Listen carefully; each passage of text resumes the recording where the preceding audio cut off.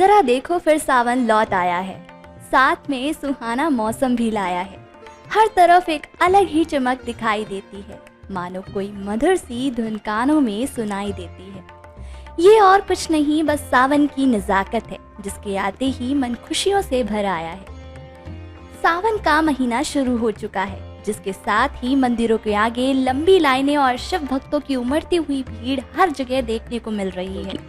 ऐसे में सावन के शुभ अवसर पर देहरादून के टपकेश्वर मंदिर में भोलेनाथ की भव्य आरती का आयोजन किया जाता है। कहा जाता है कि ये वही मंदिर है जहां गुरु द्रोणाचार्य भगवान शिव जी की तपस्या करने के लिए आए थे। 12 साल तक उन्होंने भोलेनाथ की तपस्या की थी। तो इसी पर देखिए ऋषभ भंडारी की स्पेशल रिपोर्ट। सावन का पवित्र महीना चल रहा है और मैं इस समय उपस्थित हूँ देहरादून के टपकेश्वर महादेव मंदिर में। और आज हमारे भी मौजूद है टपकेश्वर महादेव मंदिर के महंत दिगंबर भरतगिरी जी। टपकेश्वर महादेव मंदिर के नाम के पीछे का रहस्य क्या है? ये टपकेश्वर महादेव मंदिर ऐतिहासिक एवं पौराणिक है और इनका इतिहास, ये देवभूमि है और ये देवताओं का निवास स्थान भी रहा।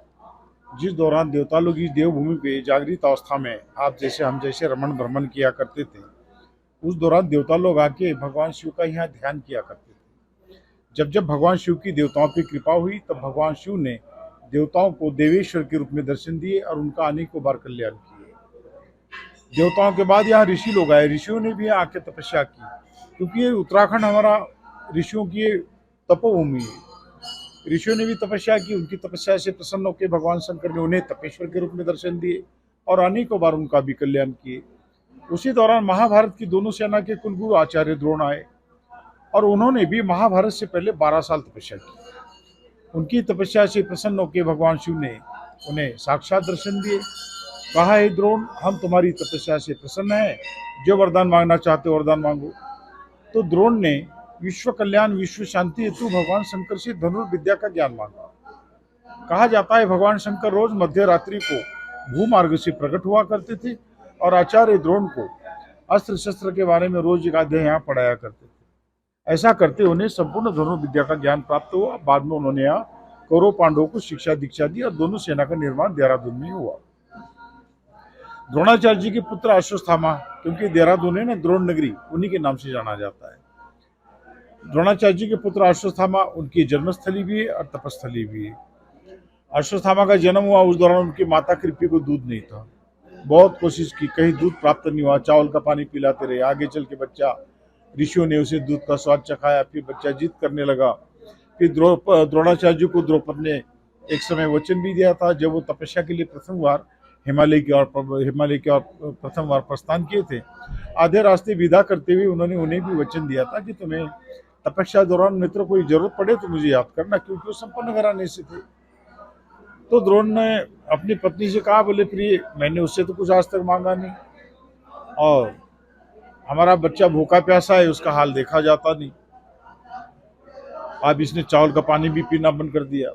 तो बोले प्रिय, मैं यहाँ से हस्तिनापुर की ओर प्रस्थान करता हूँ और आप सुनने में भी आया कि हमारा मित्र सखा अब राजा बन चुका है, वहां जाके गाय भी ले आता हूँ और मिल भी लेता हूँ, राजाभिषेक लक्ष्मी से बधाई भी दे देता हूँ। वहां गए, राजन को बधाई दी और राजा बनने पे द्रौपद को अभिमान हुआ था।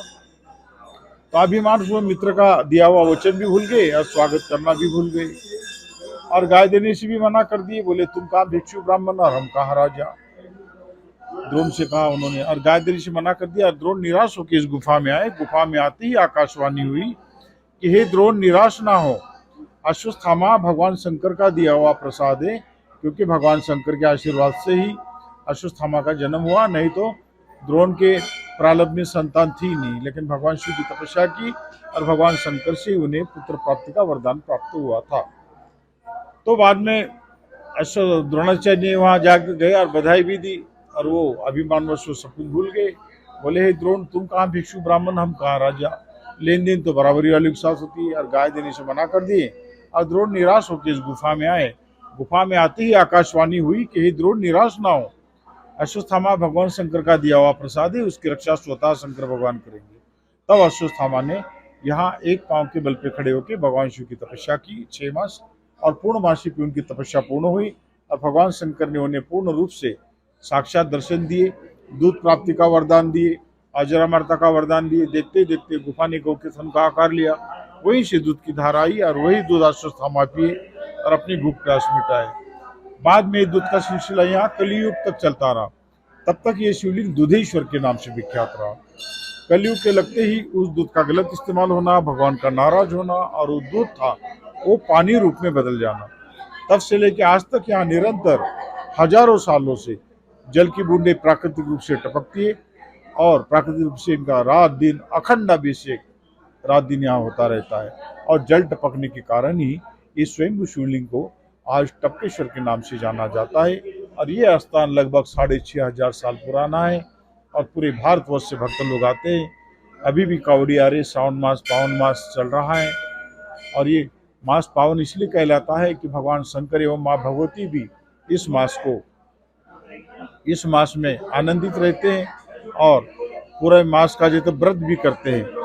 आज भी त्रयोदशी है और चतुर्दशी है, ये दोनों व्रत माँ भगवती और भगवान शंकर करते हैं। और ये पावन मास भगवान शंकर का अति प्रिय मास है। इस मास में जो भी भक्त शिवालय में जाता है, भगवान शंकर को जल चढ़ाता है, तो भगवान शंकर की उन पर कृपा होती है और जो भी उनका मनोरथ है वो पूर्ण हो जाता है और अनेकों जन्मों के भी पाप नष्ट होते हैं। इसलिए सावन मास का एक टाइम भोजन करना चाहिए और भगवान शिव का पूरा महीना व्रत करना चाहिए और पूजन करना चाहिए, तो भगवान शिव की असीम कृपा रहती है और बड़ी सुख शांति की अनुभूति होती है। अभी सावन मास है, कितना शीतल है, कितनी हरियाली है। तो ऐसा मास नहीं है, क्योंकि सर्दी की जगह है, गर्मी की जगह है, लेकिन ये मास अति भगवान को प्रिय मास है। इसीलिए सावन मास भक्त लोग धूमधाम से मनाते हैं और देवता लोग भी इस गुफा में पहले सावन मास त्रयोदशी सभी व्रत यहाँ पे भी किया करते थे। इसीलिए ये टपकेश्वर महादेव मंदिर की विशेष मान्यता है और आज भी भगवान टपकेश्वर जो है ये भगवान शंकर का निवास स्थान भी यहाँ माना जाता है। और प्रत्यक्ष में रोज भक्तों को जो यहाँ अनुभूति होती है और जो चमत्कार और जो उनके मनोरथ पूर्ण होते, इसलिए भक्त लोग यहाँ गदगद होके आते हैं और प्रसन्न होके यहाँ से जाते हैं। नहीं तो आप और जगह भी सब जगह यात्रा करिए और एक बार टपकेश्वर की यात्रा करें, तभी आपको अनुभूति होगी कि देवताओं की देवभूमि है और ऋषियों की तपोभूमि है। और मेन जैसे सावन का महीना चल रहा है और सावन का महीना लगभग 31 अगस्त तक चलने वाला है, तो उसी श्रद्धालुओं को देखते हुए मंदिर परिसर की क्या तैयारियां हैं? ऐसा है, लगभग हमने तो विशेष करके आप तंबू का या कोई पन्नी लगाने का या तिरपाल लगाने का हम लोगों ने काम रखा नहीं, और भी कुछ काम है वो भी भगवान करे बहुत जल्द हम वो भी कार्य करेंगे, क्योंकि अब तैयारियां हमने लगभग यहाँ की परमानेंट बनाई हुई है। जो भी भक्त आए गुफा में आ जाते हैं, बरसात होती नीचे हॉल बना है, नीचे भी हो जाते हैं, ऊपर सीढ़ियों में धर्मशालाएं बनाई है और उसमें टीन शेड का भी हमारा प्रावधान चल रहा है, उसमें टीन शेड भी लगा देंगे ताकि भक्तों को, आने वाले भक्तों को कोई दिक्कत ना जाए। धर्मशाला में रुकेंगे, सीढ़ियों में भी भीगने से बचेंगे और ऊपर भी सत्संग भवन हमारा बना हुआ है। रात्रि को कावड़ी उसमें विश्राम करते हैं, तो बड़ा आनंद है। कावड़ी भी बड़े आनंदित है कि टपकेश्वर में जाओ, सारी सुविधाएं यहाँ उपलब्ध होती है।